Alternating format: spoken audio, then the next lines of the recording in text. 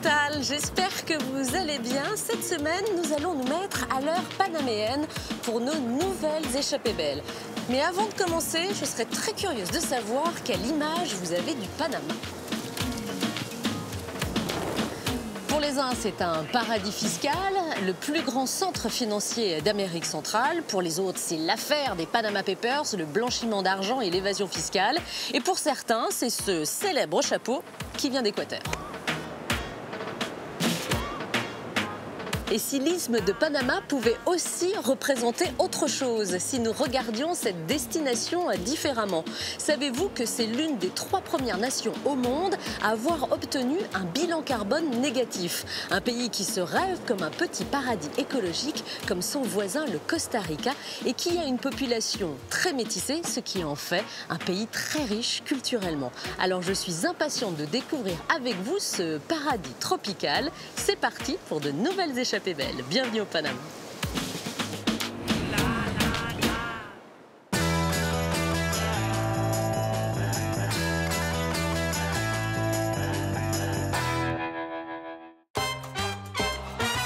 Bien loin des clichés, le Panama est une destination à découvrir absolument. Le point de vue qu'on a est magnifique. On voit la ville d'un autre angle. C'est une expression artistique de la biodiversité du Panama. L'architecte a voulu la représenter à travers ses différentes couleurs. Contrasté, Alors je crois que comme le Suriname et le Bhoutan, le Panama a un bilan carbone négatif. Ça veut dire qu'il absorbe plus de CO2 qu'il n'en produit. Et ça, c'est en partie grâce à la mangrove. et surprenante. Je crois qu'on ne pouvait pas rêver meilleur cadre, Sophie, pour déguster le poulpe à griller de Joseph. Hein. J'aime bien de penser que le poulpe, il est comme dans un spa. L'homme qui massait les poulpes. Ici, les rêves se réalisent. Qu'est-ce que j'ai vu sur ton bras là? C'est un narval. C'est mon rêve de voir un narval. J'ai appris plein de choses que je ne savais pas. Pour Sophie, C'est ça, je suis tombée en amour avec le Panama.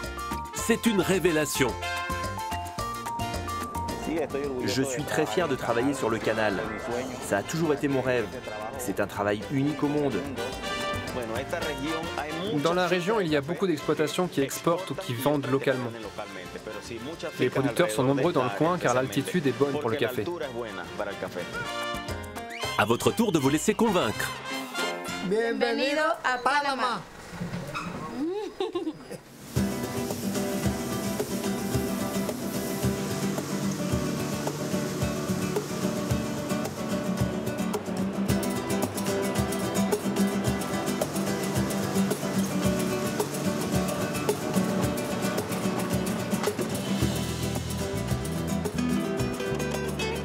Bonjour Sophie. Merci beaucoup. Comment tu vas? Bah, ça va super bien. Tu as fait bon voyage? Super, c'était magnifique l'arrivée ici. Hein. Bienvenue à Bocas-del-Toro. Merci beaucoup.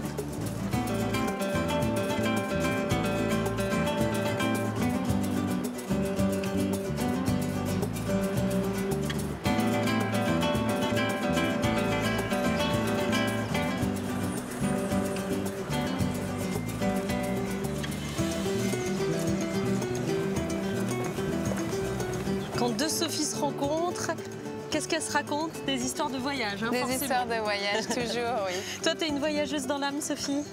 J'aime découvrir de nouveaux endroits, oui. Des paradis comme ici et passer du temps sur place. Alors toi, c'est au gré de tes voyages que tu es arrivée ici au Panama et à Bocas del Toro en particulier? Plus ou moins, en réalité, moi, après mes études, je suis allée en Argentine. J'ai vécu à Ushuaia pendant quelques années. Vénarde. Oui, c'est un autre paradis, c'est magnifique, vraiment. La montagne, la mer aussi, mais un autre climat. C'est sûr. Et même si c'est magnifique à Ushuaia, il y a un moment donné où l'hiver, ça fatigue. Et finalement, j'ai voyagé un petit peu au Panama et quand je suis arrivée à Bocas, c'était une évidence. Nombreux sont celles et ceux qui tombent sous le charme de Bocas del Toro. Hein. Oui, voilà. C'est peut-être l'un des endroits les plus touristiques dans le pays.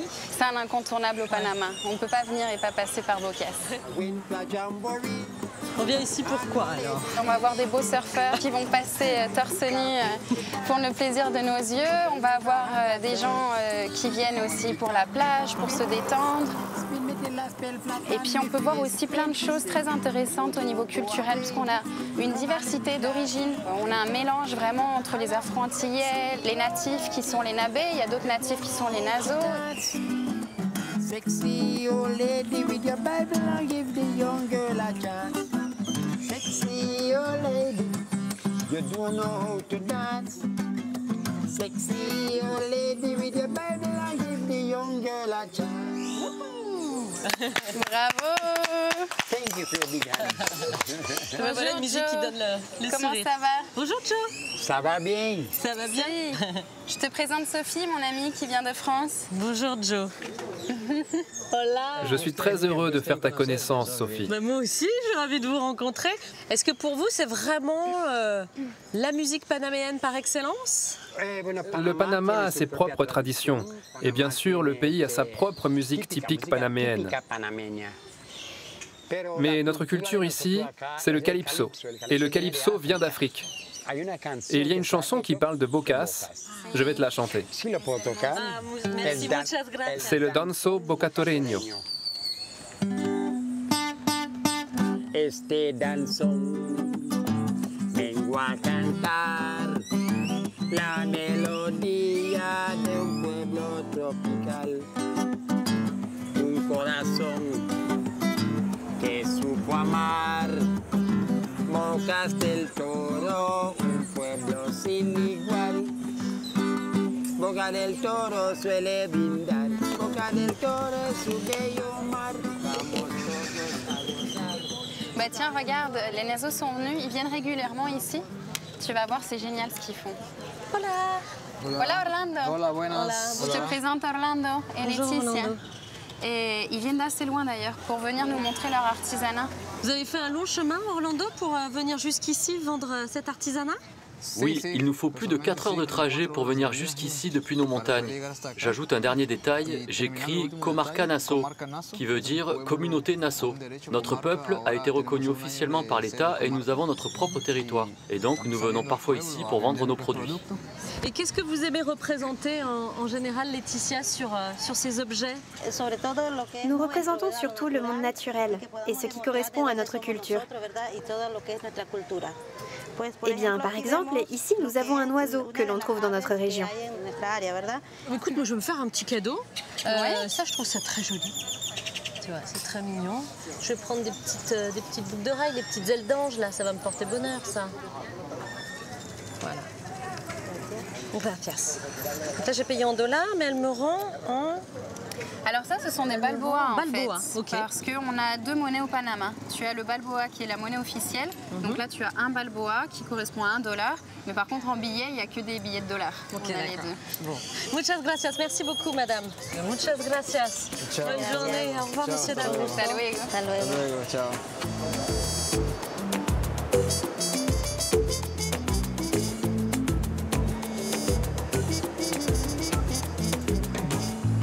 Alors, si tu connais si bien cet archipel, c'est parce que tu es guide ici. Est-ce que c'est une vocation qui est née quand tu es arrivé au Panama ou tu étais déjà guide ailleurs? Alors j'avais déjà commencé un petit peu à Ushuaia à travailler comme guide et ça m'avait plu. Et en arrivant à Bocas, c'est devenu une évidence j'aimerais partager ce que j'ai découvert de Bocas avec les gens qui viennent nous voir, comme toi maintenant. Eh ben, c'est super. Moi, je suis très curieuse de découvrir un peu la biodiversité de l'archipel. Ça va être possible? Bien sûr, tu vas voir, il y a vraiment une diversité incroyable entre la mangrove qui est incroyable ici, vraiment très variée, la jungle et puis bien sûr les plages avec les cocotiers. Tu verras en bateau, on peut voir un petit peu tout ça.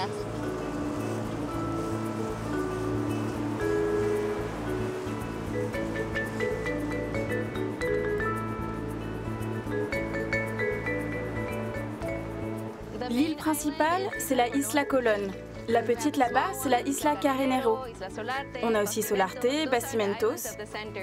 Ça, ce sont les îles du centre. Mais il y en a des centaines des comme celle-ci, ou des minuscules, dans l'ensemble de l'archipel. Tout au long de ces 3000 km, le Panama compte des milliers d'îles.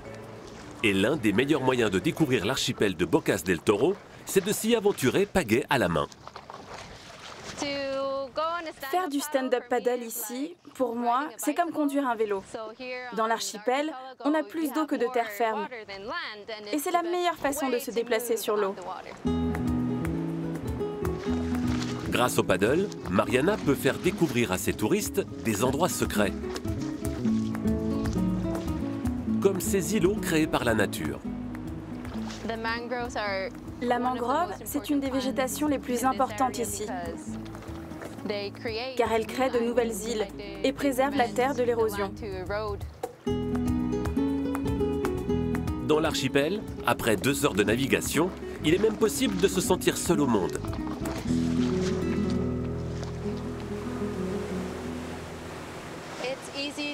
On peut facilement avoir le sentiment d'être sur une île isolée lorsqu'on se déplace en paddle.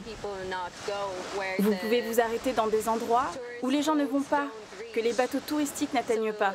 Vous trouvez facilement des endroits où vous êtes entre vous, des plages pour vous tout seul. Des lieux où vous vous relaxez vraiment, seul avec la nature.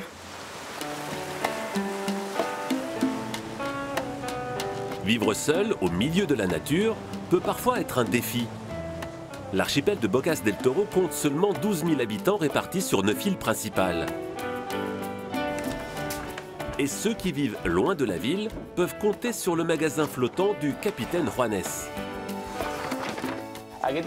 On embarque environ 45 sortes de légumes différents. Parfois, on oublie des choses. Mais on travaille à 3. Mon épouse, mon neveu et moi. On fait tourner ce commerce. 3 esprits sont plus efficaces qu'un seul.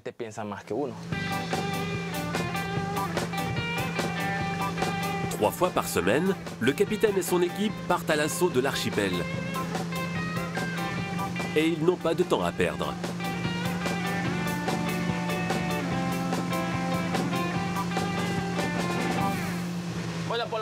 En général, on part à 8h, 8h30 du matin.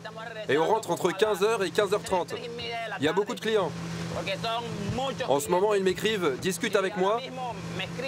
Et ils nous attendent, nous et les légumes.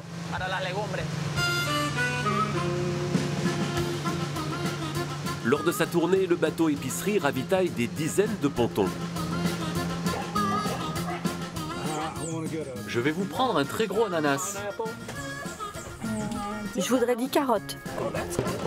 Le commerce flottant a vu le jour pendant la pandémie. $1 de citron. Il est vite devenu essentiel pour les Iliens. Je vais prendre des pommes de terre, environ 5. On a aussi des brocolis et de très bons choux-fleurs.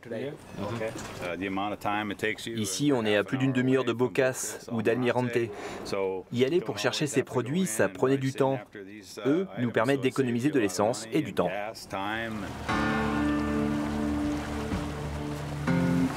La force de Juanes, c'est qu'il n'oublie personne dans l'archipel. Même lorsque l'on vit très loin.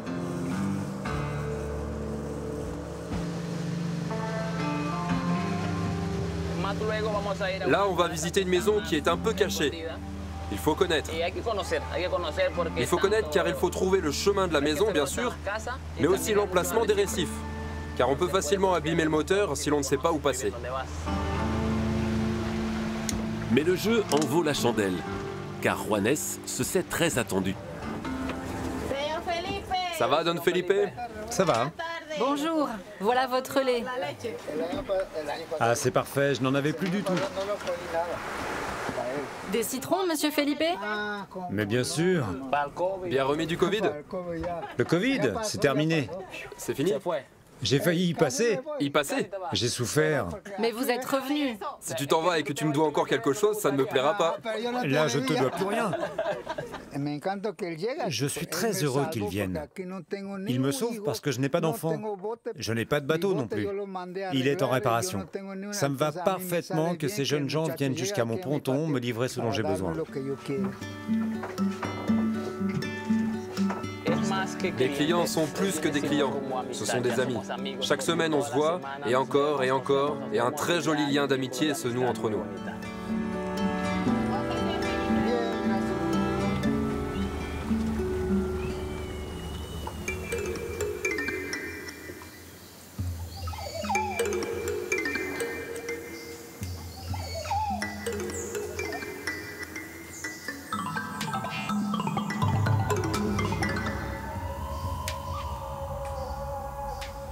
Ici, nous sommes sur un cayuco. C'est l'embarcation typique à Bocas. En général, les indigènes se déplacent en cayuco. Et heureusement que ton ami est là pour nous aider, hein, parce que c'est une embarcation qui n'est pas très stable. Et je t'avoue que je ne serais pas sûre, moi, de pouvoir gérer ça. C'est comme un canoë, mais un petit peu moins stable quand même. Je viens souvent pêcher ici avec mon oncle. C'est vraiment un coin très sympa. On a un bel ambassadeur, en tout cas, ici de Bocas del Toro. Et bonjour la petite famille. Bonjour Bernardino, comment ça va? Je vois que mademoiselle aussi est très à l'aise sur le cayuco. Exactement. En ce moment, c'est les vacances, mais pendant la période scolaire, on voit les enfants qui vont à l'école même tout seuls dès tout petits, puisque l'école est juste à l'extérieur de la mangrove. D'accord. Tout seuls dans leur embarcation. Oui, c'est rigolo. Très bonne journée.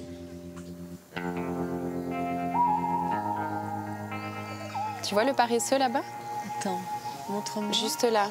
Alors, oui, on le confond un peu avec les feuilles là, à contre-jour. Exactement, il a vraiment la même couleur que la mangrove, parce qu'il est marron-gris avec des micro-algues qui poussent sur sa fourrure et qui lui donnent une couleur verdâtre aussi en plus. Camouflage parfait. Exactement, c'est sa technique. Salut toi. Alors la mangrove, là où nous sommes, c'est vraiment un écosystème très particulier. C'est pas seulement une nurserie, une forêt, les pieds dans l'eau, c'est bien plus que ça. Oui. C'est très intéressant parce qu'il y a énormément de choses qu'on peut voir avec la mangrove. La première chose, c'est un arbre qui pousse dans de l'eau salée. Mais c'est un arbre qui a besoin d'eau douce aussi. En fait, à travers les racines, elles vont filtrer à peu près 80% du sel de l'eau de mer. Et les 20%, elles n'arrivent pas à les filtrer. Donc ce qu'elles font, c'est qu'elles vont sacrifier une feuille dans laquelle elles vont mettre les 20% de sel pour que les autres feuilles puissent avoir de l'eau douce. Tu vois les petites feuilles jaunes? Elles deviennent jaunes à cause de l'excès de sel. Et si on les goûte d'ailleurs, c'est comme une chips, c'est vraiment très salé. Je crois que comme le Suriname et le Bhoutan, le Panama a un bilan carbone négatif. Ça veut dire qu'il absorbe plus de CO2 qu'il n'en produit. Et ça, c'est en partie grâce à la mangrove. Exactement, la mangrove a une énorme capacité d'absorption du CO2. C'est aussi pour ça qu'elle est protégée. D'ailleurs, il est interdit de la couper. Et il y a énormément de programmes aussi pour non seulement la préserver et la replanter aussi. Il faut savoir qu'on a quand même la moitié de toute la mangrove caribéenne du Panama à l'intérieur de l'archipel de Bocas del Toro. Moi, ce que j'aime beaucoup dans notre excursion, c'est d'écouter aussi les sons de la nature. Justement.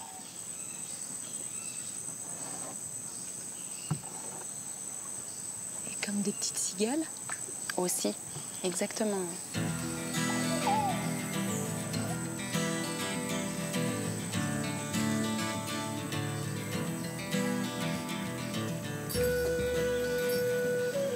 C'est une autoroute en fait ici. C'est le seul passage. C'est le canal du Panama quoi. Bueno. Hola, ¿qué tal?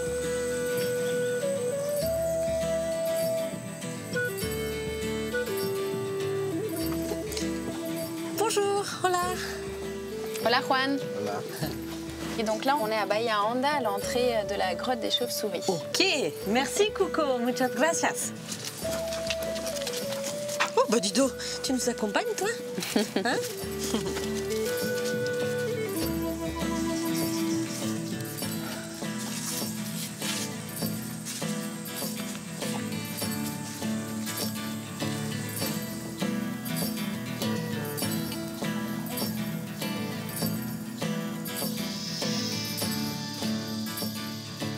Ici, il y en a une. Ah oui, elle est minuscule. Et elle fait un bruit comme ça.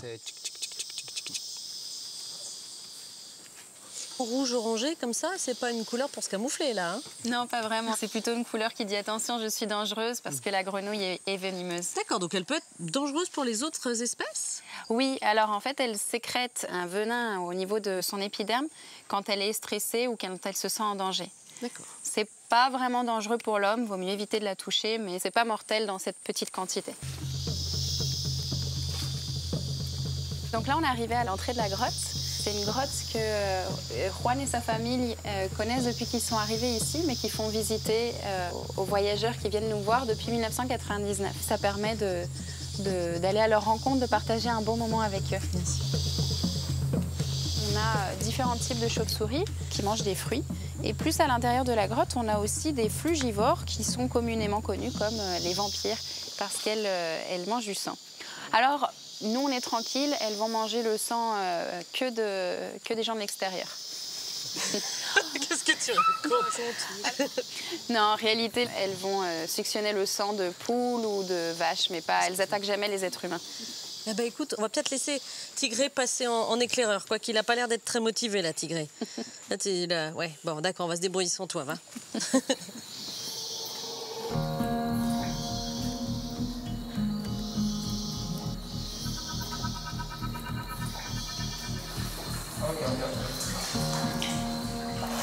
Merci, Juan. De rien. Ah oui, oh là là. Ah, il y a du monde, là. Oui, regarde, il y en a là, puis là, et encore au fond. C'est vraiment un animal assez étrange, hein, je trouve, Sophie, la chauve-souris. Oui, c'est étrange et intéressant. C'est le seul mammifère qui est capable de voler. Alors, c'est pas des ailes qu'ils ont, c'est vraiment la même ossature que nos bras et nos mains, sauf que les phalanges sont plus allongées et ils ont une membrane entre les doigts qui leur permettent de voler.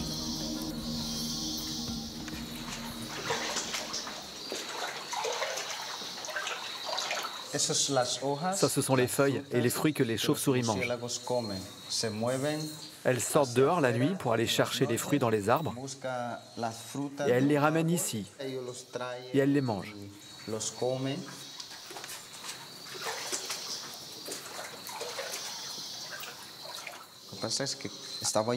Quand on était petit, on imaginait plein de choses à propos de cette grotte. On avait très peur et on ne pouvait pas entrer. Et petit à petit, on a commencé à rentrer à l'intérieur. C'est une très belle opportunité pour cette communauté d'avoir ce site naturel qu'ils peuvent faire visiter, parce que économiquement, ça leur permet aussi des revenus. Exactement, c'est une nouvelle source de revenus pour la communauté de Bahia Honda. Merci de nous avoir amenés ici, Juan. Gracias, Juan.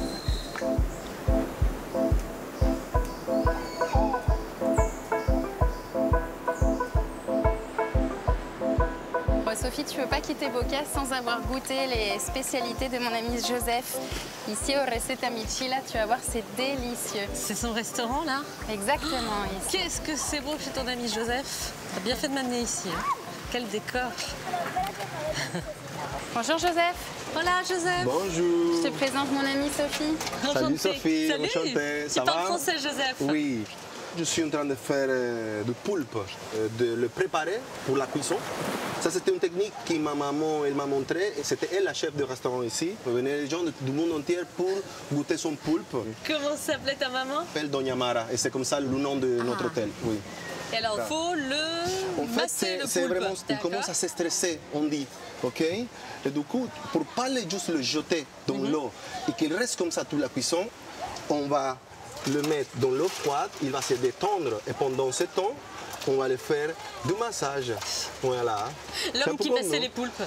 Voilà. J'aime bien de penser que le poulpe, il est comme dans un spa. Et à la fin, honnêtement, je suis montré cette technique dans des cuisines professionnelles partout, aussi en France. Ok. Et c'est vrai qu'il y a une légère différence. Et dans quelle cuisine française tu as fait tes armes? Au Palais Royal avec le chef Guy Martin, au Frenchy avec le chef Grégory Marchand. Donc tu as travaillé dans des grandes maisons parisiennes? Je voulais faire que ça là-bas. Ah oui, mais d'où viens-tu? Tu viens vraiment d'ici, tu es originaire de là? Oui. Et qu'est-ce qui t'a donné envie d'aller en France? L'amour de la cuisine?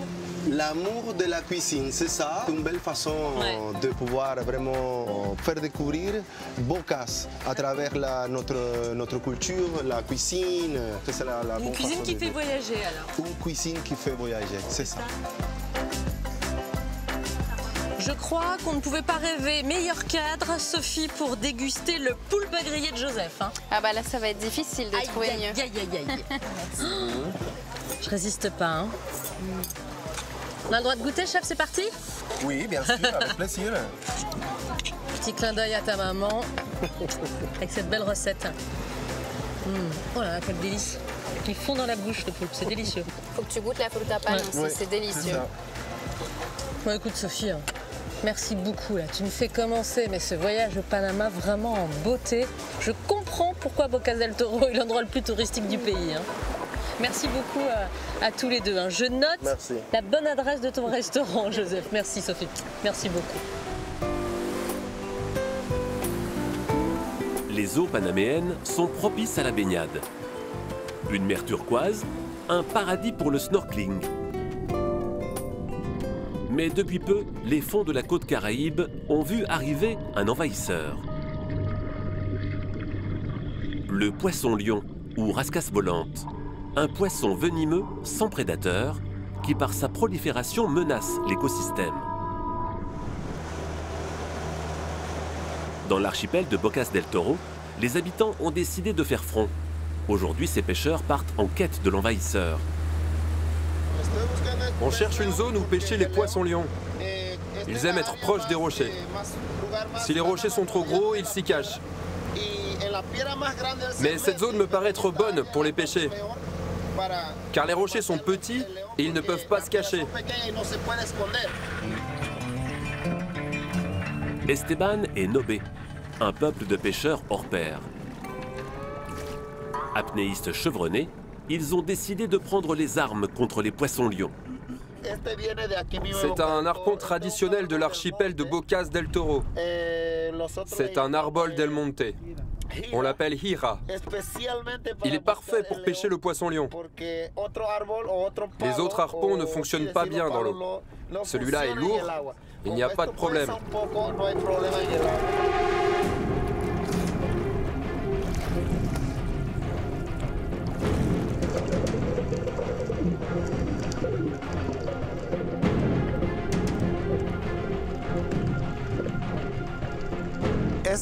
C'est une pêche dangereuse. Quand je passe près des roches, je dois être attentif. S'il me voit en premier, il peut m'attaquer. C'est moi qui dois le voir en premier. S'il m'approche et me touche avec ses épines, le venin pénètre dans mon corps et je vais me mettre à vomir, à ressentir des nausées. Une traque dangereuse, mais Esteban prend le risque. Car l'expansion des poissons-lions menace son gagne-pain. Les langoustes que les Nobé pêchent traditionnellement. Ce poisson fait du mal à nos fonds, à notre écosystème. Quand on le rencontre, on doit le tuer, parce qu'il élimine les langoustes et les autres poissons. On doit les tuer.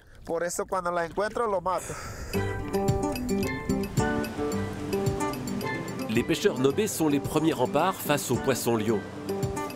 Alors, pour les encourager, sur l'archipel, tout le monde y met du sien. C'est très beau. Je vais te prendre les plus grands. C'est très bon. Il a rapporté beaucoup de poissons et ils ont une bonne taille. Ils sont faciles à travailler en filet.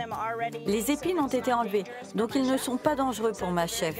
Il a fait du bon boulot. On va les prendre, les couper et les transformer en ceviche.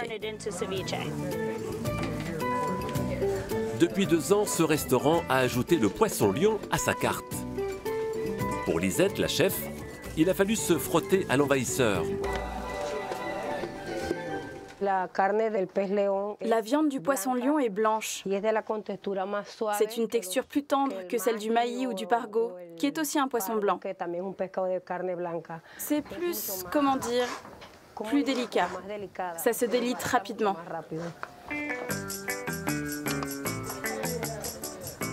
Au menu aujourd'hui, une des spécialités du pays. Un ceviche de poisson-lion tout frais.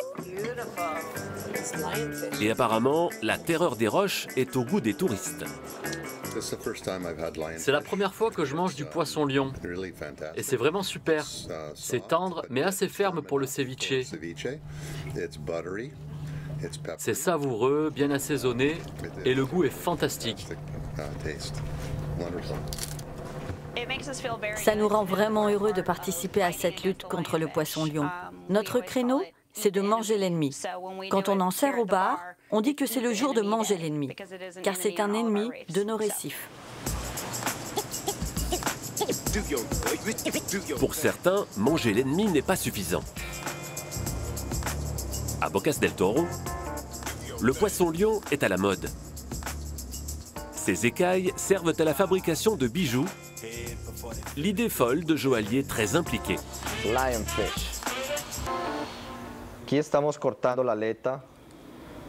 Là, je découpe une nageoire qui pourrait être assemblée sur cette bague. Une fois terminée, ça donne une bague comme celle-ci. Cela fait 2 ans que Sébastien s'est lancé dans cet art nouveau. Pour lui, le poisson-lion est plein de ressources. Ici, on a une nageoire pectorale qu'on va découper pour en faire des boucles d'oreilles. Regardez la différence. Voici la même nageoire. Celle-ci est dépliée et l'autre est fermée. Elles peuvent servir à différentes fabrications.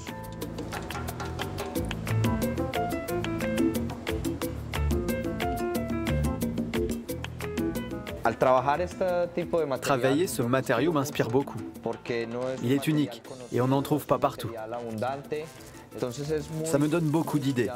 En plus, je crée des bijoux originaux qui me font me sentir bien car je ne mets pas en péril l'écosystème. Dans leur chasse face à l'envahisseur, les habitants de l'archipel de Bocas del Toro ont déjà obtenu de nombreux trophées.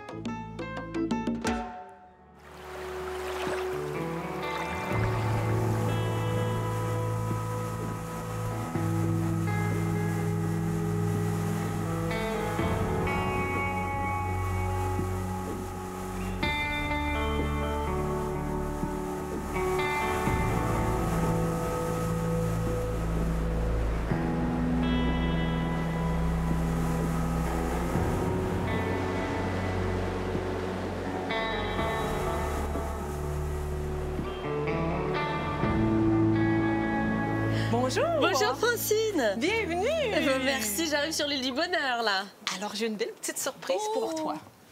Mais regarde, c'est notre dernier petit bébé que nous avons sauvé. D'accord. Donc. Et qui est là? Ah ben là, ça c'est Mademoiselle Gigi. Salut Gigi. C'était adorable. Avec quel comité d'accueil? Oui, c'est un comité incroyable. Mais oui, parce que là, je suis sur l'île des singes. Oui, effectivement. C'est un bébé qu'on a adopté. Elle a perdu sa maman. Oh là là, mais quelle histoire! C'est devenu un refuge pour eux. C'est un refuge, effectivement. Donc, je fais tout ce que je peux pour aider les singes qui en ont besoin. Ça a commencé comment, le premier singe qui est arrivé chez toi? Qui est arrivé ici, Sophie, c'est un singe capucin, il y a 12 ans. OK? Donc, ce singe-là, les Indiens me l'ont apporté. Il était un petit bébé qui avait perdu sa mère ou elle était morte. On ne sait pas la raison. Alors, les Indiens, comme ils sont pauvres, ils m'ont dit, Francine, est-ce que tu pourrais t'occuper de ce bébé-là? Parce qu'il va mourir si personne ne s'en occupe. Donc, j'avais aucune expérience avec les singes. J'ai commencé à le nourrir au biberon. OK? Et à réaliser à quel point les singes écureuils sont intelligents. Ils copient tout, ils veulent connaître tout. Et c'est comme ça que mon histoire avec les singes a commencé il y a 12 ans. Ici, on en a 4 types de singes. On a les singes écureuils, OK? On a les singes capucins. On a aussi les singes hurleurs qu'on a vus tout à l'heure. Donc, Gigi est un singe hurleur? Gigi est un singe hurleur. Okay.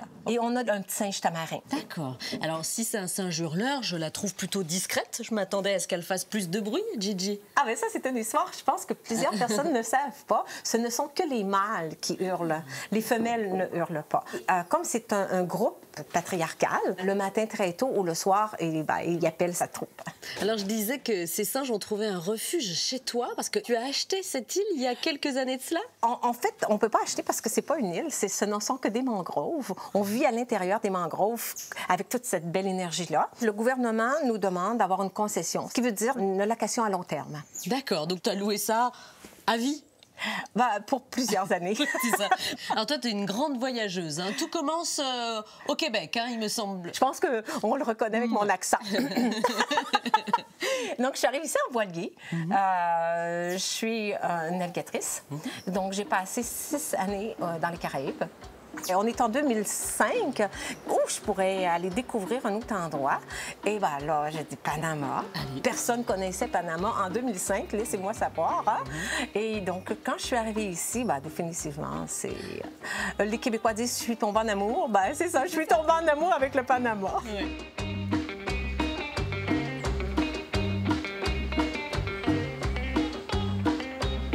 Je vois des jolis bungalows. là autour. Tu as un lodge aussi ici. Oui, il y a un lodge également, qui m'aide financièrement pour le refuge. Oui, donc pour le bien-être des singes. Oui, c'est ça. C'est important pour toi de réinvestir la plupart de tes bénéfices dans le soin des singes. Oui, parce que ce n'est pas que de recevoir des singes. OK? Je veux leur bonheur, je veux leur bien-être et je veux qu'ils soient heureux. Tu ne regardes pas la dépense pour tes singes? Absolument pas. Alors, je vois des cages. Je suis assez surprise parce que moi, je m'attendais à les trouver en liberté ici. En fait, ils sont en liberté. OK? Tu vois des cages ici parce que c'est une cage qui leur donne accès à leur île privée. Ah, ils peuvent accéder à l'extérieur. Là, c'est juste pour une bonne cohabitation avec les humains. Ah, ben ça, les singes ici sont un petit peu gâtés, donc ils n'aiment pas la pluie. Ils sont ici, ils ont des hamacs, ils ont de la bonne nourriture. Et ils sont libres de choisir où ils veulent aller. Je me disais, mais comment on va leur offrir la possibilité d'aller sur l'île? Alors, de là est venue l'idée de faire un pont suspendu. T'as fait un pont de singe? Oui, j'ai fait un pont de singe. Et on a terminé ce pont-là en décembre 20. OK. C'est le plus beau cadeau de Noël que j'ai offert de toute ma vie. La liberté. T'es beau, Pongo, on le sait. Pourquoi tu te caches? Oui. Et où ta copine? Eh, viens. Ben, est-ce que tu vas danser pour nous? Ah ben oui. Ah ben oui, la la la la la la. Ah papa, papa, papa. On danse. Allez, des petites pirouettes. Allez, voilà, voilà. C'est pas des singes russes? Allez. Mais t'es trop drôle, toi, oui. Je sais pas c'est qui le singe. Je crois que je t'avais perdu, Francine.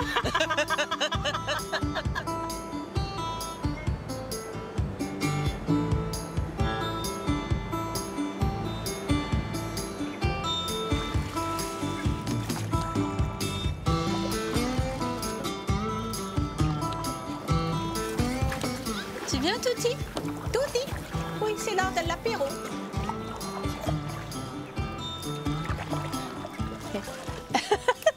En préservant ces singes, quel message tu veux faire passer? Les singes ne sont pas des animaux de compagnie. Et quand on attrape un singe ou quoi que ce soit, eh bien, on brise leur vie. Hein? Parce qu'après, ils ne peuvent plus vivre leur vie de singe normal. Et il y en a beaucoup qui sont malheureux, il y en a beaucoup qui sont dans des cages, il y en a beaucoup qui n'ont pas une vie. Il y en a qui regardent sous les jupes aussi. Non. Oui, il y en a qui veulent te voler des noix de cajou. C'est mon... T'as vu ce qu'il a fait? J'ai vu. Non, va-t'en. Oui. Non, n'aie pas peur. Je m'en vais, n'aie pas peur, n'aie pas peur, je m'en vais. Non, n'aie pas peur. Oui. Bébé Covid, il faut qu'on respecte les gestes barrières, alors je me pousse. Ils sont pas méchants. Mais non, mais j'ai compris que c'est moi qui leur faisais peur. Non, il n'y a pas de souci. Ils t'ont avisé, t'as écouté. Si t'avais pas écouté, c'est à ce moment-là que commence l'agressivité. Donc là, j'étais un petit peu trop entrée sur leur territoire. Oui. C'était un peu trop intrusif, hein, de ma part. C'est ça, c'est ce que j'ai compris. Donc, il a été correct, il a brassé la branche. Ah oui, j'ai bien vu. Le message était très, très clair.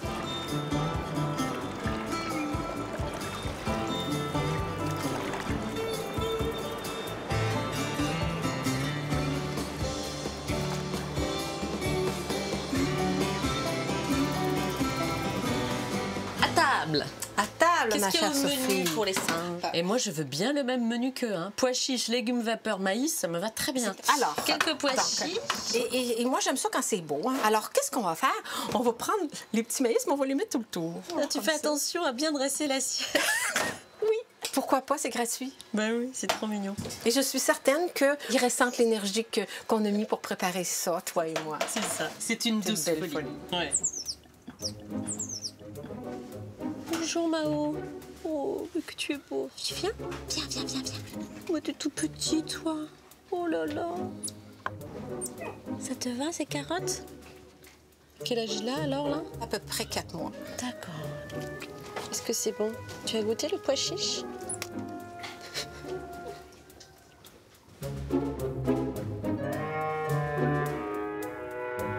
Merci, Francine, de m'avoir accueillie ici sur ton île, sur l'île du Raka. Bravo pour tout ce que tu fais pour les singes. Ça m'a fait énormément plaisir de te recevoir, Sophie. Merci. Prends bien soin de toi. Embrasse Gigi et les autres de ma part. Hein.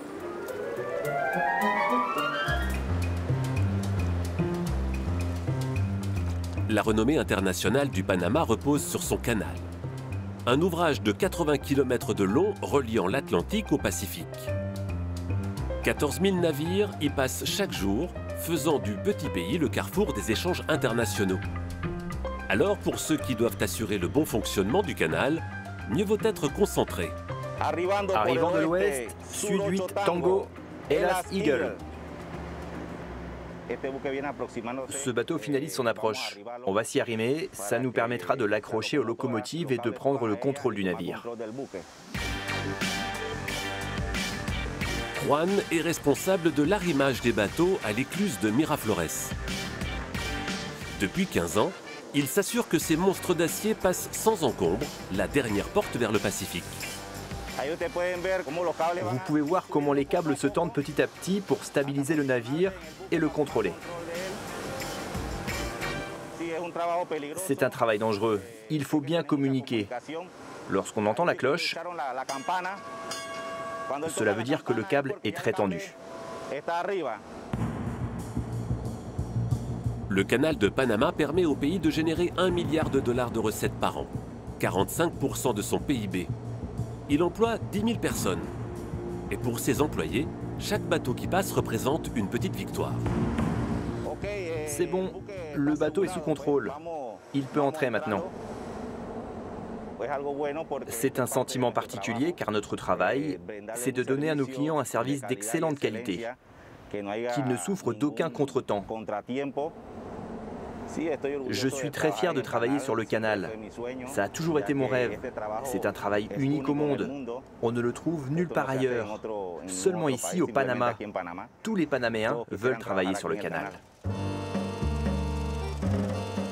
Mais pour les Panaméens, exploiter le canal est un droit acquis de haute lutte. Après son inauguration en 1913, le canal est exploité par les États-Unis. Il devient une enclave américaine à l'intérieur du pays.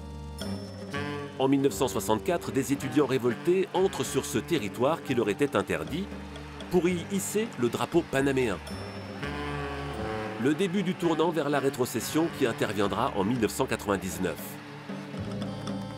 Aujourd'hui, l'autorité du canal est panaméenne et dans le pays, nombreux sont ceux qui veulent faire partie de l'aventure.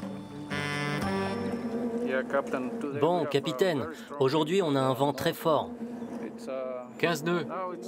Là, on a 15 nœuds, mais ça va forcir. Il devrait atteindre 20 à 25 nœuds. Sur ce plan d'eau, on forme les pilotes destinés à prendre les commandes des navires qui s'engagent sur le canal. Aujourd'hui, Ruben a le contrôle d'une réplique au 1/500e d'un navire qui transporte du gaz liquide. Et il prend la traversée de ce mini-canal très au sérieux. Là, on va entrer dans l'écluse d'Agua Clara. Elle fait partie de la route nord. On vient du Pacifique et on va vers les Caraïbes, dans la partie qui s'appelle Gatún.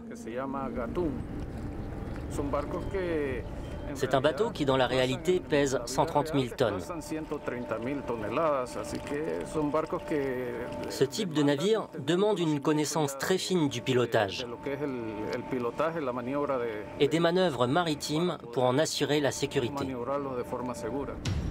Le but de la formation est de parer à toutes les situations. Ok, North 11. Capitaine, vous avez un blackout.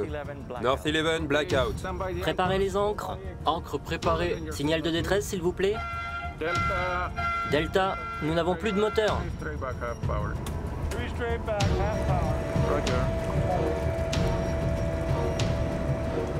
Jetez l'ancre, capitaine. Jetez l'ancre.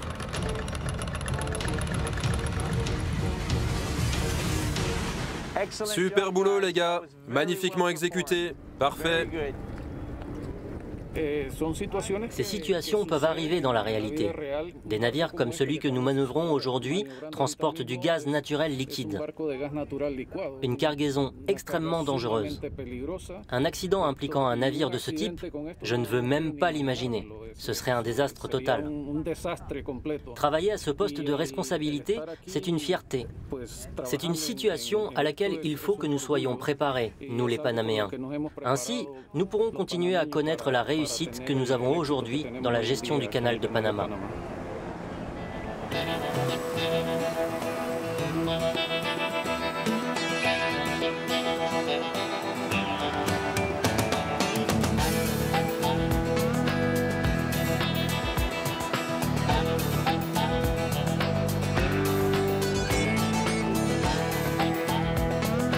Sophie Sophie, on est sur le Causeway de Amador. Et comme tu le vois, la vue est géniale, vraiment.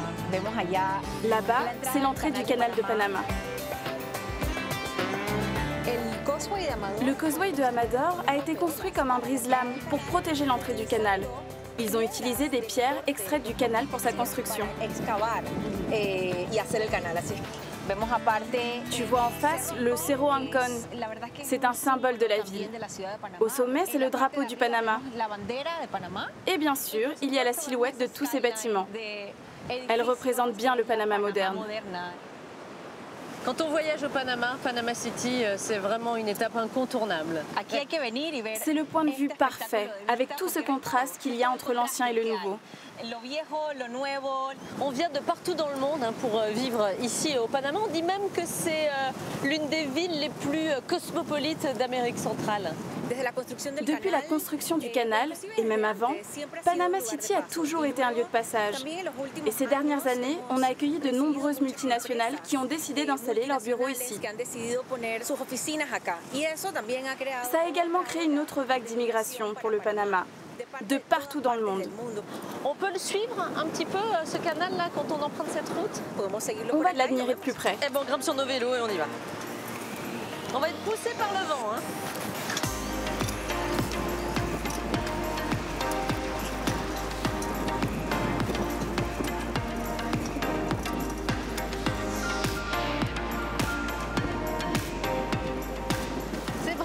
Très importante, hein, Panama City, bien évidemment, c'est la capitale. Il y a combien d'habitants ici? Au total, nous sommes environ 4 millions d'habitants dans tout le pays. La ville compte environ 1 800 000 habitants. Je suis vraiment contente d'être avec toi. Ton parcours est vraiment très intéressant. Il y a un moment dans ta vie, tu as pris un virage. Tu peux me raconter un peu ton histoire? Eh bien, j'ai étudié le droit, j'étais longtemps avocate et j'ai voulu donner plus de sens à ma vie. J'ai créé une association pour sensibiliser les jeunes de 7 à 18 ans aux problèmes environnementaux. Parce qu'au Panama, la biodiversité est la priorité numéro 1. Alors le bâtiment qui est devant nous, c'est tout un symbole par rapport à ce que tu viens de me dire. C'est le musée de la biodiversité, conçu par Frank Gehry. À qui on doit le musée Guggenheim de Bilbao? Exactement. C'est une expression artistique de la biodiversité du Panama. L'architecte a voulu la représenter à travers ses différentes couleurs. Sophie, direction la vieille ville, le Casco Antiguo.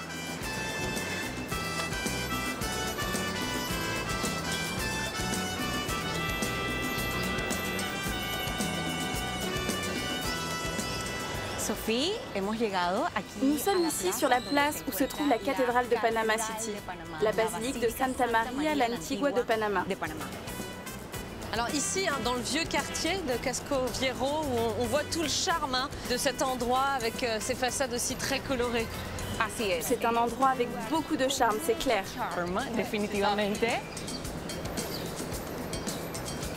Alors on voit hein, quelques bâtiments anciens qui doivent être rénovés. Ce quartier a été classé à l'UNESCO. On en prend un soin particulier. Il y a plusieurs styles architecturaux. Il y a du français, de l'espagnol. Et pour toute rénovation, il y a des permis à obtenir et des règles à respecter. Est-ce que le risque, c'est pas que le quartier souffre un peu de gentrification, perde un peu son âme en le rénovant?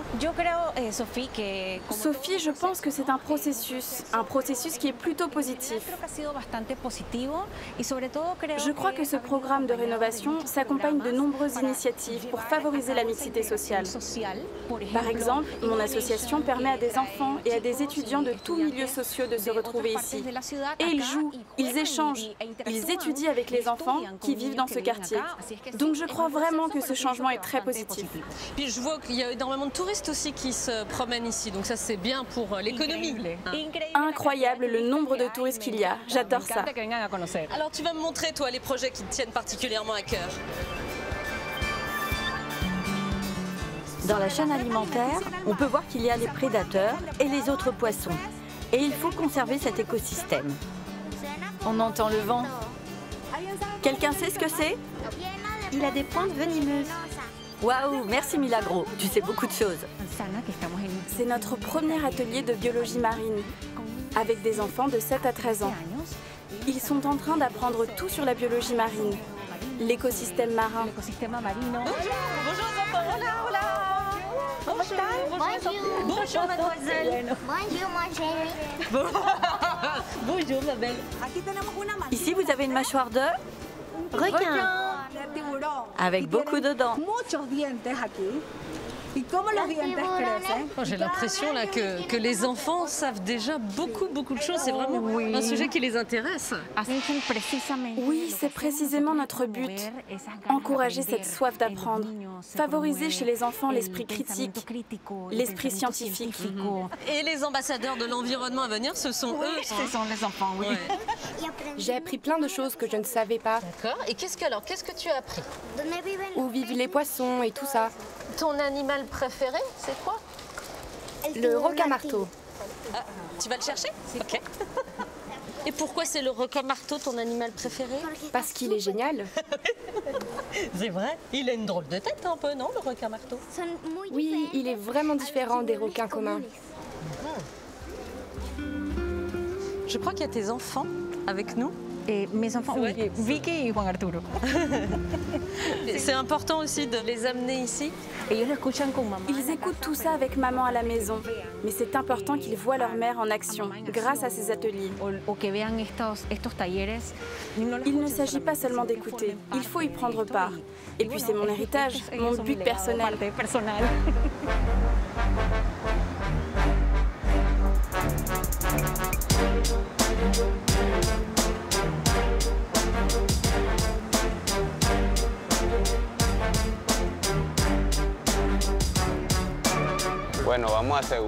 On va bien s'assurer comme on le fait tous les jours avant de monter.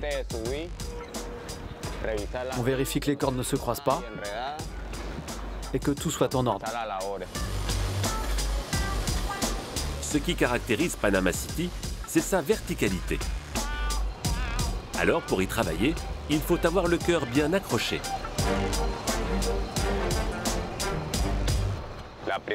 La première fois que tu t'installes sur la nacelle, après être monté un peu et que tu te retournes, tu vois le sol s'éloigner. Il y a des gens qui commencent à souffrir du vertige. Certains, il faut les redescendre, les remettre au sol, car ils ne supportent pas cette adrénaline. Il faut rester tranquille, serein et concentré sur ce que l'on a à faire.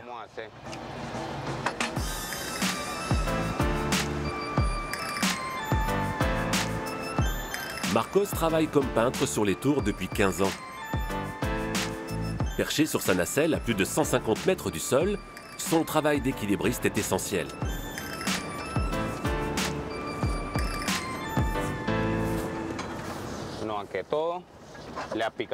Il faut appliquer plusieurs couches de protection pour que ni le vent, ni l'eau, ni le mauvais temps n'abîment la structure du bâtiment.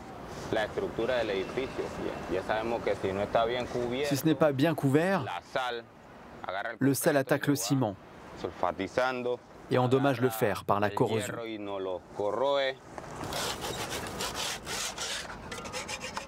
Mais les conditions climatiques n'affectent pas que le bâtiment. Il faut faire attention au vent, car quand il souffle fort, il te pousse. Ça t'envoie loin, il faut s'attacher. Ça donne beaucoup d'adrénaline, mais ça fait partie des joies du métier. C'est un peu comme conduire à 200 km/h.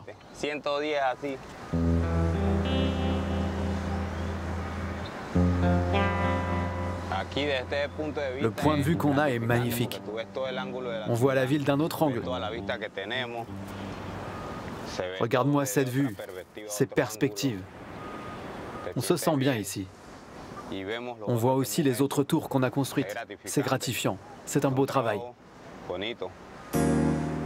Le Panama City moderne est sorti de terre très récemment. Un sol dur, l'avènement de techniques modernes et un afflux de capitaux étrangers à partir des années 70 a fait pousser les tours comme des champignons. Un rêve d'architecte. La ville s'est étendue le long du front de mer. Cela commence à partir de la vieille ville. À partir de là, on voit des dizaines de tours, les plus hautes de Panama City. Et cela jusqu'à la pointe de Paitilla, qui forme un promontoire sur la mer.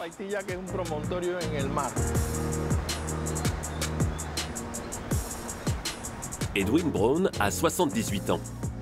Il a dessiné 83 tours en ville. Alors, à chaque coin de rue, il a un souvenir. Cette tour est importante car ce fut le bâtiment le plus haut construit sur la pointe de Paitilla, il y a 27 ans. C'est la première tour que nous avons construite.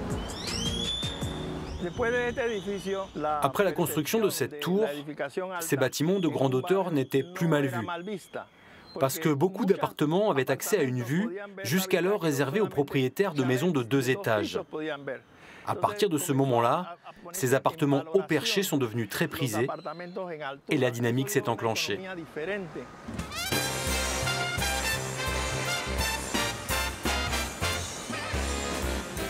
Pour Edwin et les autres architectes de sa génération, Panama City a été un formidable terrain d'expérimentation. Et après 50 ans de carrière, Edwin est toujours dans le vent. Sa dernière création, cette luxueuse tour de 57 étages, avec vue imprenable sur son œuvre. C'est magique d'être ici. Ce qui motive un architecte, au fond, ce n'est pas forcément ce qu'il va gagner grâce à son travail, mais surtout la création d'idées. Et les voir triompher, c'est essentiel. J'ai assisté à toutes les évolutions techniques et économiques de cette ville. Ce qui est magique, c'est de voir cette ville verticale sortir de terre le temps de la vie d'une seule personne. Et cette personne, c'est moi et ceux de ma génération.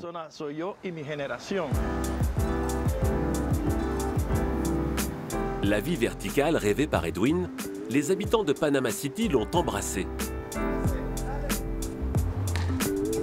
Dans les tours, ce sont parfois des centaines de familles qui vivent. Passe-la moi, passe-la moi! Des villages verticaux au cœur de la cité. Tous les après-midi, on vient ici. On joue, on s'amuse beaucoup. Ici, dans notre tour, nous disposons d'une immense aire sociale de plus de 2000 mètres carrés, avec un terrain de basket, un parc, un sauna, une piscine. Pas besoin d'aller ailleurs. On peut tout faire dans notre immeuble.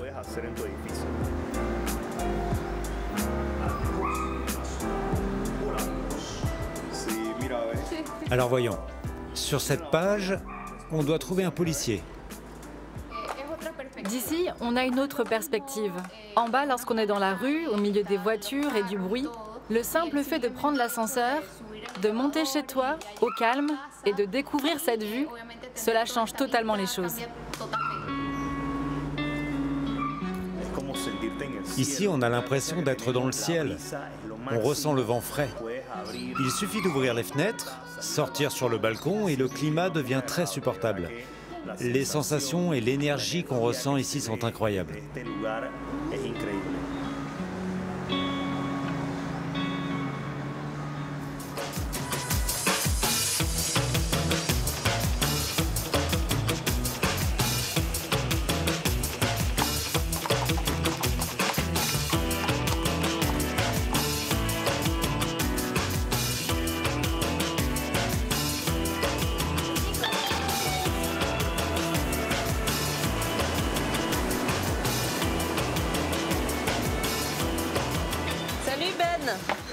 Bonjour Sophie. Comment vas-tu?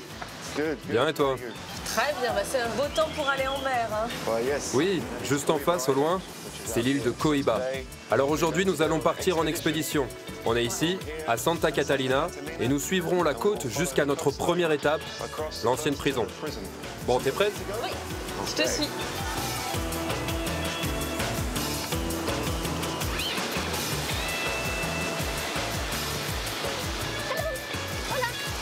Toi, tu vas devant. D'accord, je vais là-bas.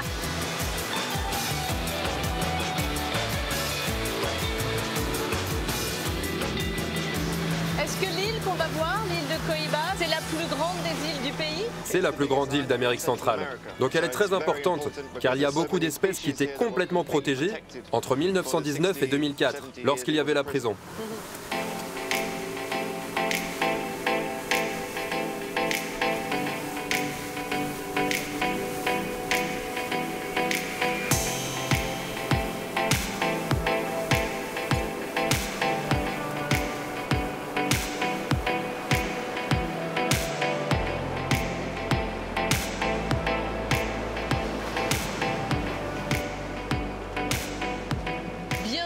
sur l'île de Coiba. Bon, ça n'a pas toujours été une île très accueillante, hein? Oui, c'est très différent maintenant. Autrefois, ce n'était pas un endroit où l'on voulait venir. Mais aujourd'hui, tout le monde veut visiter Coiba. Bienvenue sur l'île de Coiba, station aéronavale des gardes. Je suis le sergent Gomez. Vous pouvez signer le registre, s'il vous plaît? Vous surveillez ce qui se passe sur l'île et les bateaux aussi qui passent au large? Oui, nous surveillons pour contrôler le trafic de substances illicites et aussi la pêche illégale, puisque nous sommes ici dans une zone protégée. Les pêcheurs avant ne s'approchaient pas parce qu'ils avaient peur. S'ils venaient trop près de l'île, les gardes pouvaient penser qu'ils essayaient d'aider les gens à s'échapper. Malheureusement, depuis que ce n'est plus une prison, mais un parc national, il y a plus de pêche illégale aujourd'hui. Ils avaient plus peur lorsqu'il y avait la prison. Donc avec votre autorisation, c'est bon? On peut visiter? Bien sûr. Bonne visite. Gracias. Bienvenue. Merci.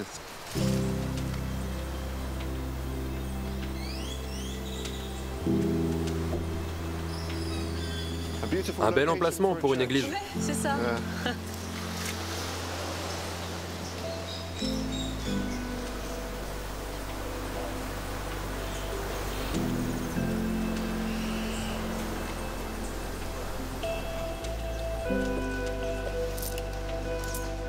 Ça fait un peu froid dans le dos, hein, tout ça. Waouh.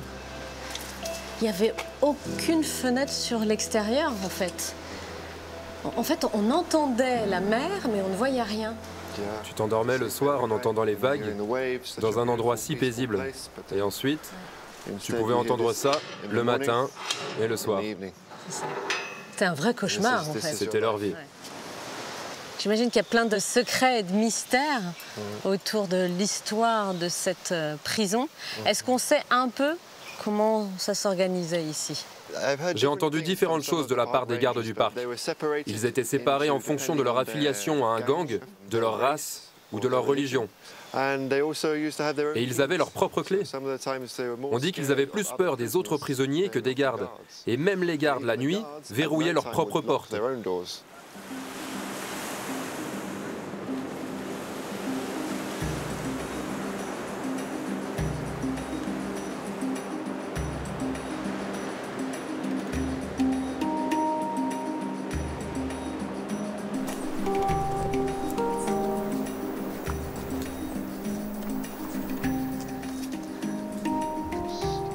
On a une jolie vue là. Ce qu'on constate vraiment, c'est qu'autour de cette grande île de Coiba, il y a plein de petits îlots qui m'ont l'air tout aussi sauvages. Oui, environ 80% est probablement complètement vierge. Il y a beaucoup d'espèces différentes ici, comme les crocodiles, que l'on trouvait beaucoup plus sur le continent. Et cela montre à quoi ressemblerait le pays s'il était entièrement protégé. Alors je vois que tu connais bien cette région du monde. Ton Angleterre natale ne te manque pas trop? Peut-être, un peu, mais je préfère vivre ici. Je suis ici depuis 2008, donc c'est devenu mon terrain de jeu. Je connais mieux les fonds marins que les îles. Au départ, qu'est-ce qui t'a amené ici? J'ai vu les effets de la surpêche partout dans le monde. J'étais en Thaïlande des années auparavant et je suis parti parce qu'il n'y avait plus de requins à observer. Malheureusement, il y a toujours trop de pêche illégale. C'est pour ça que j'ai décidé de rejoindre la seule organisation qui fait vraiment quelque chose. Sea Shepherd. Sea Shepherd a été fondé en 1977 par le capitaine Paul Watson, qui était également l'un des fondateurs de Greenpeace. Mais il pensait que Greenpeace agissait de façon trop douce. Et donc il a décidé de créer une organisation de protection de l'océan plus active. Il y a des campagnes qui t'ont marqué plus que d'autres? Le dernier que j'ai fait était pour protéger des tortues en 2018. J'ai fait des rondes sur la plage, 86 jours de suite, 6 à 7 heures chaque nuit, pour empêcher les gens de braconner les œufs de tortue. C'est un travail très dur, et marcher sous la pluie, dans le sable mouillé, tous les soirs. Mais c'est gratifiant, car au bout de 60 à 70 jours, tu regardes les bébés sortir des œufs que tu as protégés, et tu libères 5 à 6 000 tortues dans l'océan. Qu'est-ce que j'ai vu sur ton bras là? C'est un narval. C'est mon rêve de voir un narval. Et là, mon requin préféré, le requin marteau. Peut-être qu'on peut aller jeter un coup d'œil à l'eau maintenant? Ah oui. Prête pour la plongée? Je te suis.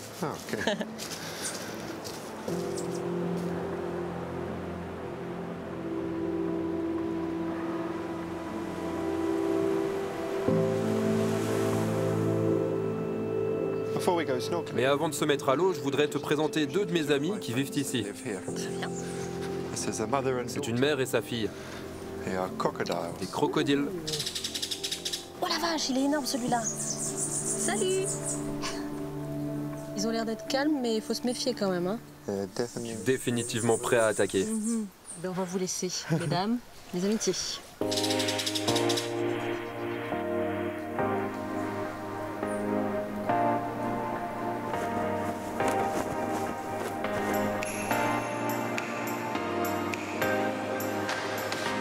Ah, j'espère qu'on va avoir des tortues.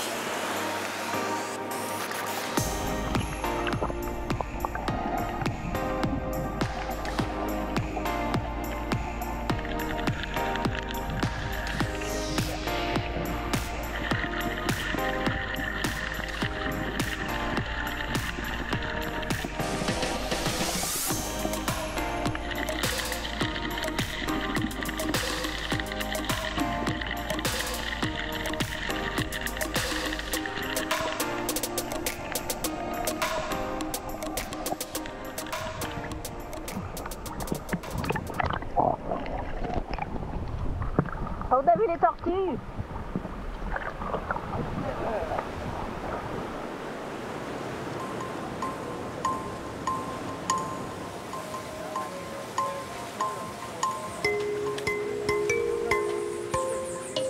Pour cela, on va les regrouper par génotype. On les met dans 2 paniers différents et avec Alex, on les prendra dans le bateau. Ok, très bien. Pour préserver ces fonds magnifiques, le Panama a ses anges gardiens. Ceux qu'on a immergés à Blue Coconut s'en sortent très bien.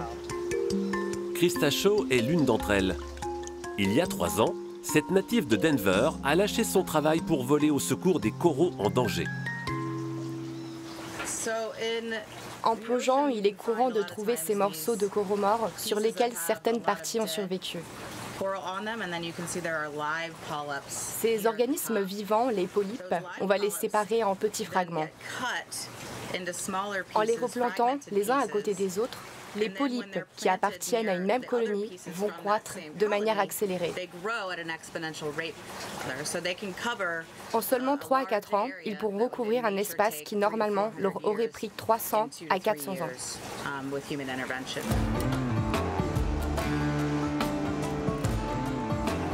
Krista n'a pas de temps à perdre. Elle donne tout son temps à la sauvegarde des coraux. Une évidence pour cette passionnée de plongée qui arpente les fonds de l'archipel de Bocas del Toro depuis un peu plus de 20 ans. On est ici sur une zone de récif très peu profonde. Ça donne une idée de l'état dans lequel était le corail dans l'archipel. Au cours de ces 20 dernières années, environ 50% du corail a été détruit. Et on trouve de moins en moins de poissons aussi, car lorsque le corail s'effondre, les poissons n'ont plus de lieu où se réfugier et se reproduire. Si les coraux ont disparu, c'est à cause du réchauffement climatique, de la surpêche et de l'activité touristique. Krista veut voir revenir le corail dans l'archipel. Avec son équipe, elle a installé une quinzaine de récifs artificiels qu'elle visite le plus souvent possible. On aura besoin de ça? Et de ça aussi? On le pose autour des coraux? Oui, c'est ça.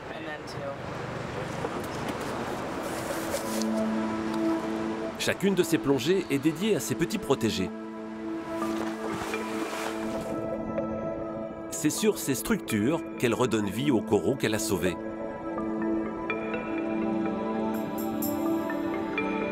Dans quelques années, ils devraient former une nouvelle colonie. Puis, un nouveau récif.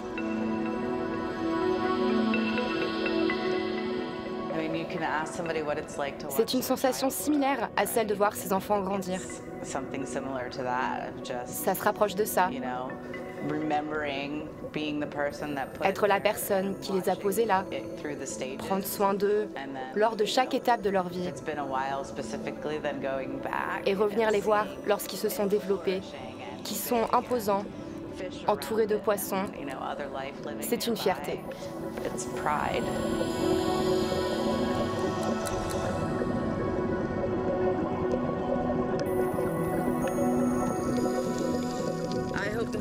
J'ai l'espoir que les coraux se rencontrent et ne forment plus qu'une seule colonie, puis qu'ils recouvrent toute la structure, et que toute cette structure puisse former à nouveau la base de notre écosystème et de toute la vie marine de la zone. C'est un sentiment incroyable. C'est le début d'une vie nouvelle.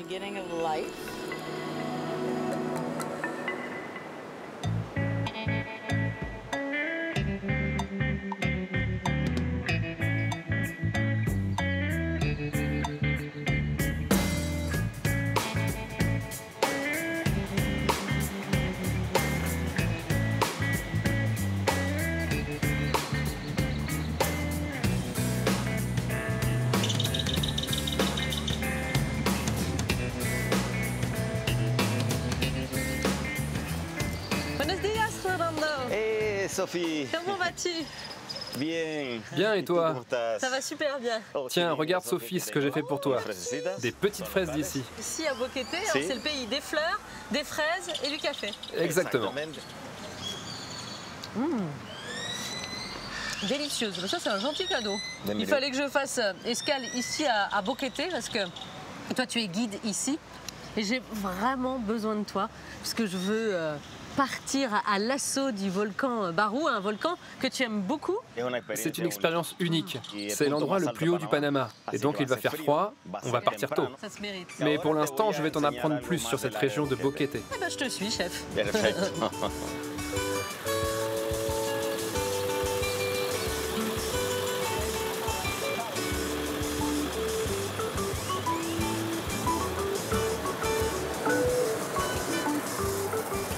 C'est partout avec ce 4x4. Oh punaise, je suis presque trop petite pour arriver à grimper. Oui.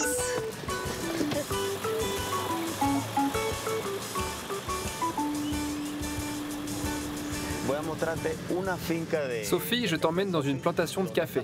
C'est une famille de 4 générations de producteurs de café. Le café est excellent, je suis sûr que ça va te plaire. D'accord, là vraiment, on est dans la région de production du café. Dans la région, il y a beaucoup d'exploitations qui exportent ou qui vendent localement. Les producteurs sont nombreux dans le coin car l'altitude est bonne pour le café.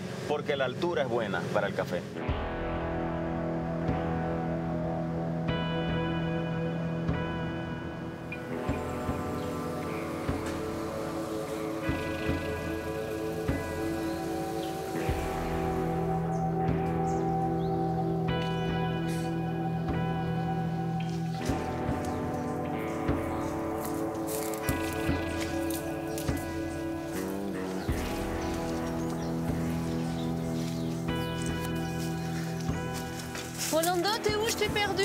Estoy aquí. Où est-ce qu'il est?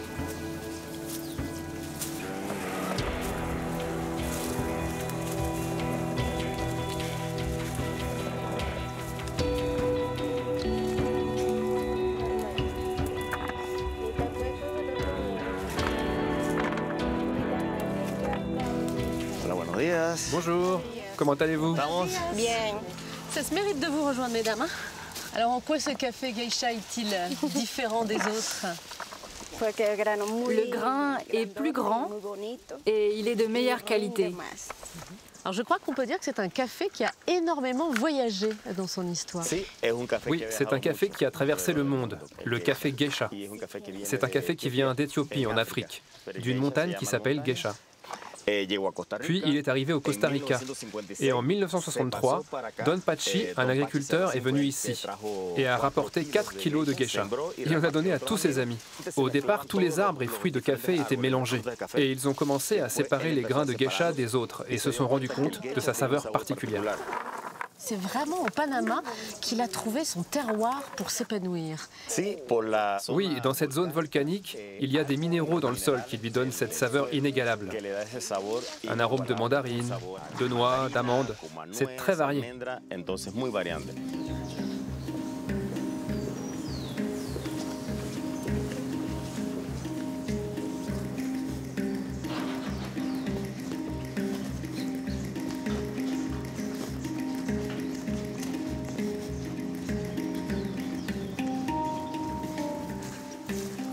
Bonjour monsieur, voilà.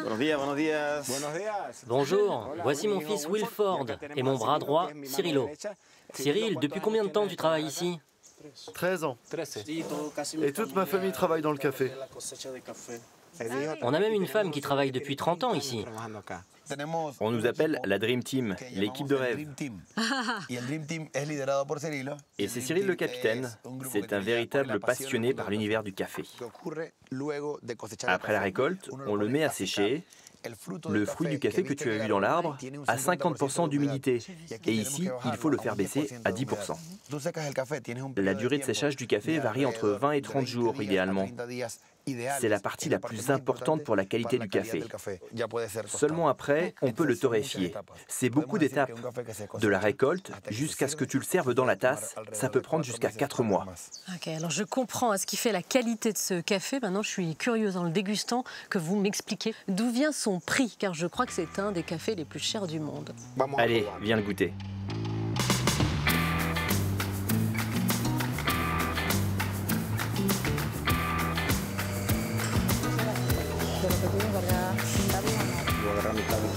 Bonjour mesdames.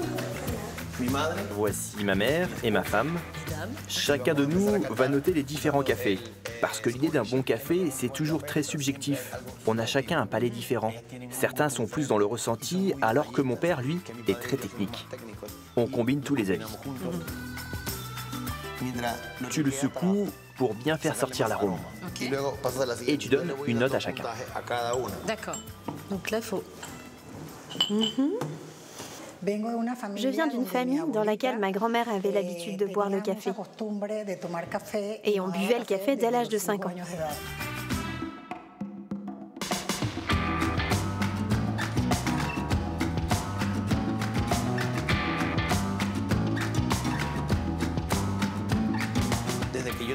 Dès l'âge de 6 mois, j'étais avec mon grand-père dans la plantation.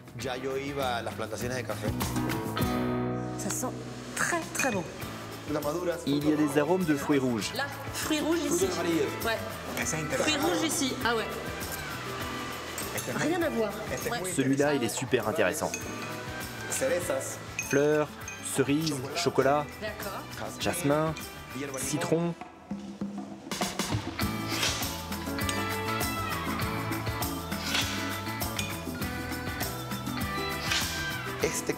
Ce café se vend à 15 $ le kilo.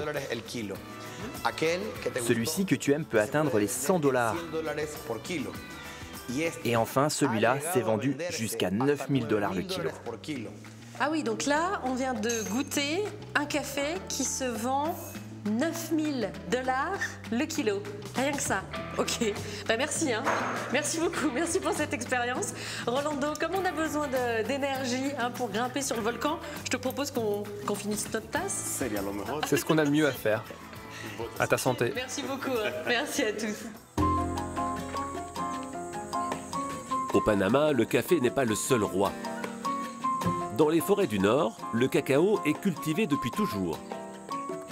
Et pour certains Panaméens, sa préparation est un véritable rituel. C'est à moi de tourner maintenant. Tu dois être fatiguée. Dans ce village nobé, Belinda est la reine du cacao. Cette pâte brune, à base de fèves torréfiées, est l'élément principal d'une boisson consommée depuis des milliers d'années par ces natifs du Panama, l'ancêtre de notre chocolat chaud. Je moule le cacao pour en extraire la pulpe. Ce qui en sort, c'est du cacao très pur et vraiment délicieux.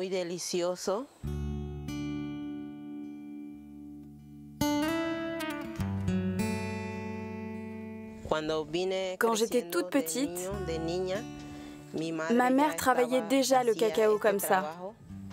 Elle nous apprenait comment le moudre, comment sortir la pulpe. Je sais faire ça depuis toute petite.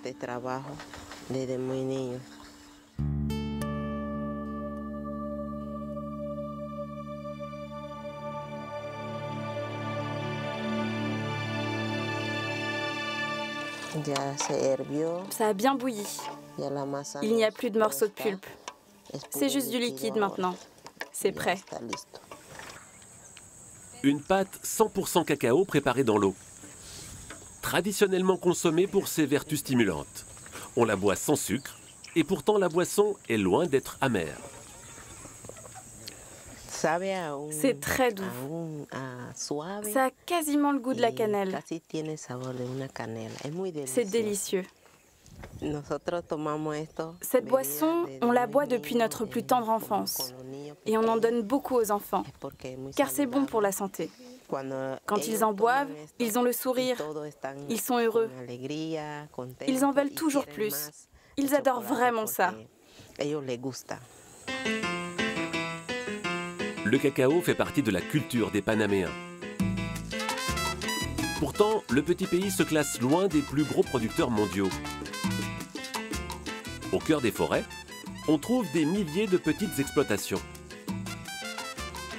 Mavis est l'une de ses productrices, aux petits soins pour ses cabosses. Pour récolter le cacao, il faut savoir reconnaître les bonnes couleurs. Quand les cabosses sont mûres, elles ont une couleur différente. Celle-ci, par exemple, quand tu la regardes, elle a une couleur orangée. Elle est donc bonne à être récoltée. C'est très important de les récolter à la maturation la plus avancée pour réaliser une bonne fermentation par la suite. Celle-ci, je vais la récolter.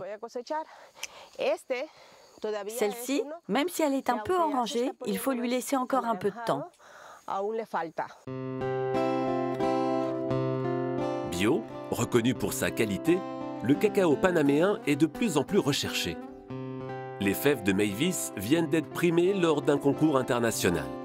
Pour elle, le cacao du Panama a une saveur inégalable.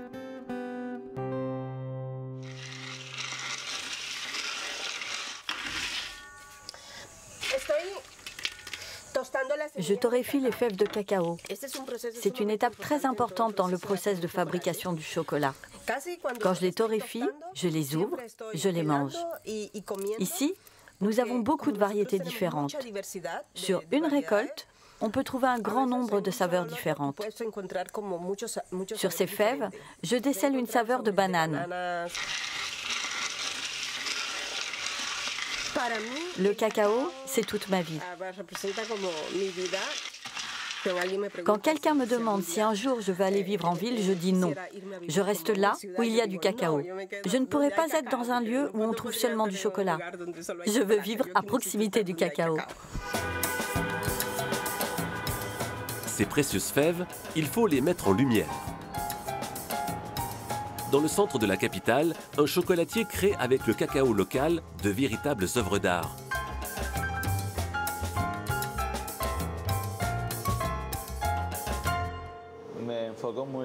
Je peins de manière libre.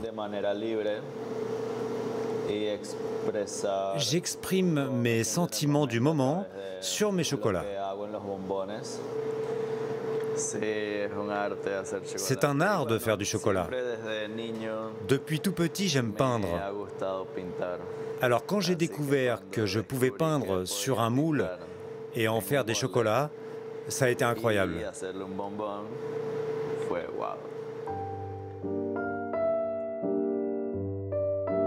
Eric est un artiste, mais il dispose aussi d'un sacré bagage technique. Un savoir-faire appris en Suisse, avec lequel il veut conquérir ses compatriotes.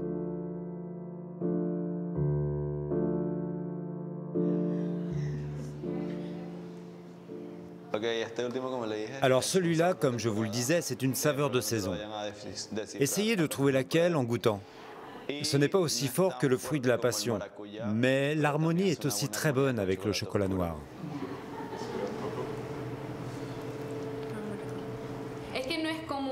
Ce n'est pas possible de trouver ce genre de chocolat dans les supermarchés ou les magasins traditionnels. Des chocolats si fins et avec ces saveurs à l'intérieur. C'est vraiment attrayant et original. Ça me rend très heureux de voir que les Panaméens aiment nos chocolats, apprécient la manière dont on le travaille, qu'ils soient curieux des accords que l'on fait avec des saveurs peu communes. Voir leurs réactions de contentement et de surprise, c'est très beau. Ça veut dire qu'on fait un bon travail. Le cacao du Panama aura un grand futur. Et dans quelques années, il permettra de faire de grandes choses.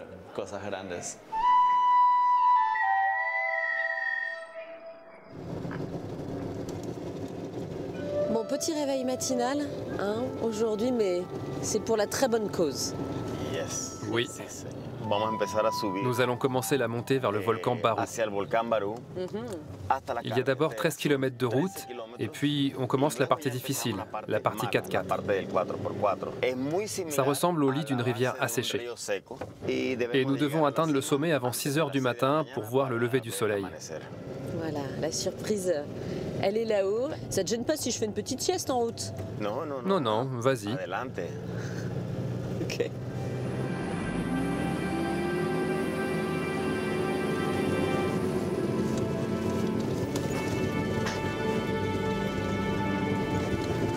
C'est impressionnant là, le chemin là. Oula. Je crois que la sieste c'est pas pour aujourd'hui, hein. Je ne crois pas. Ah, il faut être entraîné là, hein, pour emprunter ces routes. Oui, tu sais, déjà tout petit, je conduisais sur de mauvaises routes. Et je pratique celle qui mène vers le volcan Barú depuis 2015.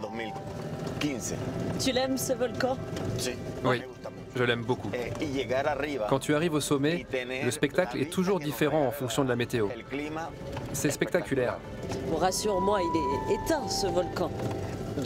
Endormi. Endormi. Ouais. Lui, il a le droit de faire une sieste.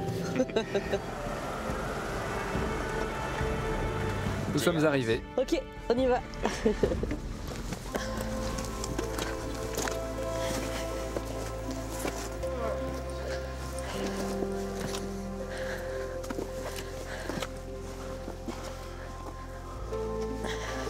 Nous y sommes? On est arrivé? Oui, c'est le sommet. Nous sommes arrivés. Bravo. Bon, on va attendre patiemment le lever du soleil. Ça va être un instant magique.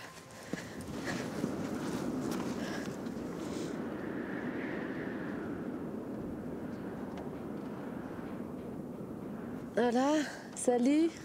Vous êtes les premiers? Voilà, vous êtes les premiers? Oui, on est les premiers. Voilà. Vous êtes partis à quelle heure? Nous à 7 h du matin hier et eux à 13 h. Vous êtes partis à 7 h du matin hier? Ah ouais, je suis impressionnée. Pourquoi vous aviez envie de grimper aussi haut? Pour moi, c'est comme un rêve, parce que c'est le point culminant du Panama. Même si je suis allé dans d'autres endroits plus élevés que celui-ci, je me demande comment il est possible qu'en tant d'années, je n'ai pas pu grimper ici. Et donc c'est ma première fois, et je suis très heureux de pouvoir regarder le lever de soleil.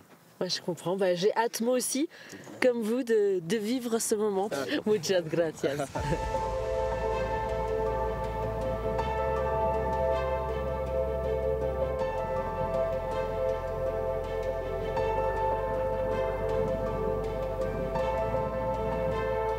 Là, on est vraiment sur le toit du Panama. Hein. Oui, à 3475 mètres. D'accord. Ah, c'est magique, hein. Ce sont des instants que tu aimes particulièrement partager avec les autres? C'est un très beau moment, très émouvant.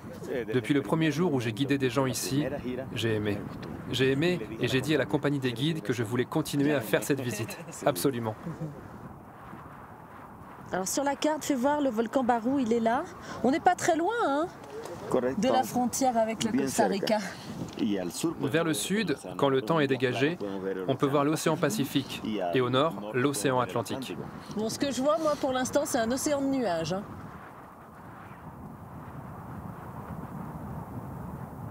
Bon, bah écoute, c'était une expérience, hein? C'est la vie. C'est ça. Merci de m'avoir amené jusqu'ici. Je regrette pas du tout de m'être levé à 3 h du matin pour vivre ce moment exceptionnel.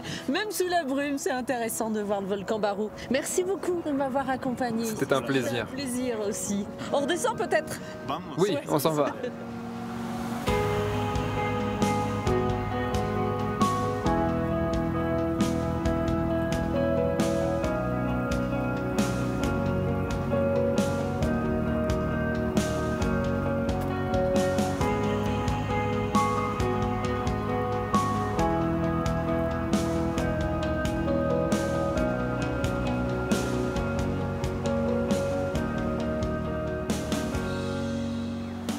terminé ce voyage dans la cordillère de Talamanca, au sommet du Panama sur le volcan Barú. Je vais inscrire le Panama dans mes carnets de voyage parmi mes destinations favorites. J'espère que ces échappées belles vous auront plu. Alors, quelle image aviez-vous du Panama? Qu'en retiendrez-vous après avoir vu ces échappées belles? Pour moi, le Panama, c'est aussi un trait d'union entre les Amériques, une passerelle entre les océans avec une population riche et métissée, ce qui donne tout le charme à ce très beau pays qu'est le Panama. Alors merci à Sophie de m'avoir accueilli à Bocas del Toro. Bravo à Francine pour ses engagements. Merci à Ben de m'avoir permis de nager avec les tortues et coup de chapeau à Rolando de m'avoir emmené tout là-haut. Voilà, je vous embrasse très fort. N'hésitez pas à nous donner de vos nouvelles sur nos réseaux sociaux. On se dit à très bientôt et comme d'habitude, faites de beaux voyages. Hasta luego.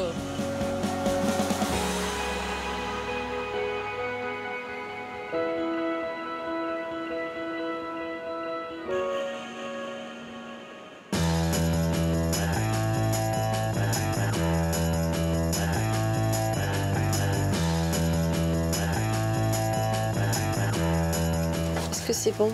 Tu as goûté le pois chiche?